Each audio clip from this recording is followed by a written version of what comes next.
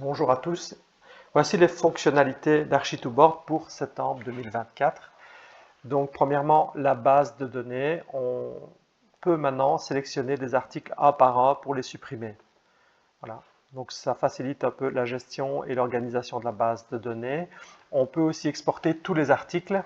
Cette fonction crée un fichier Excel, donc on ne perd jamais rien. Tout le travail qui est effectué tant au niveau des descriptions à l'intérieur de la base de données que du nom des articles ou des tags, etc., peut très bien être exporté de Excel. On ne se retrouve pas coincé avec l'application, rien n'est perdu. Donc ça, je pense que c'était important de le développer.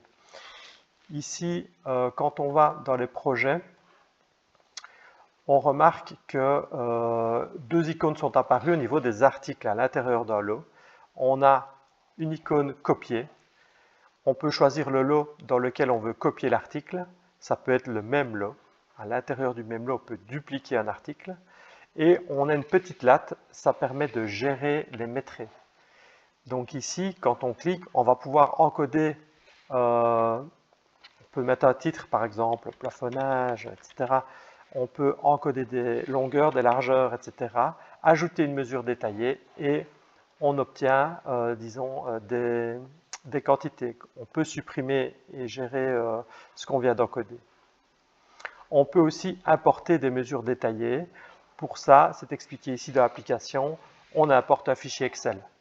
Il est formaté avec plusieurs colonnes, c'est écrit ici.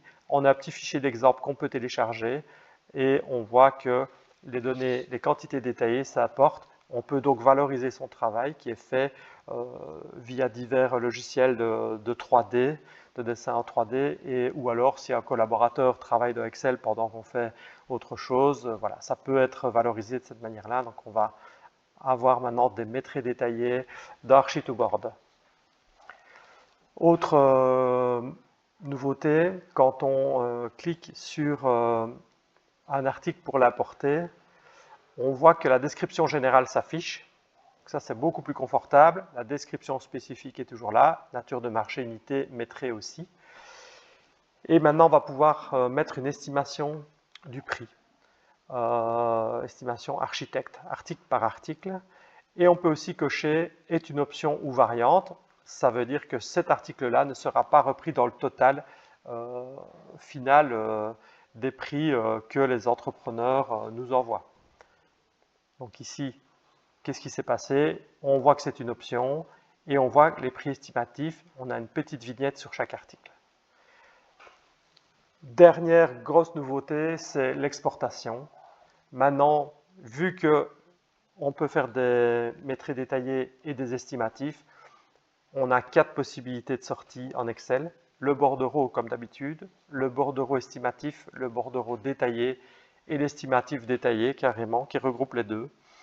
Je vous laisse tester ça. N'hésitez pas à me contacter pour plus d'informations. J'espère que ces nouveautés vous plairont et iront dans le sens d'une meilleure productivité. À bientôt.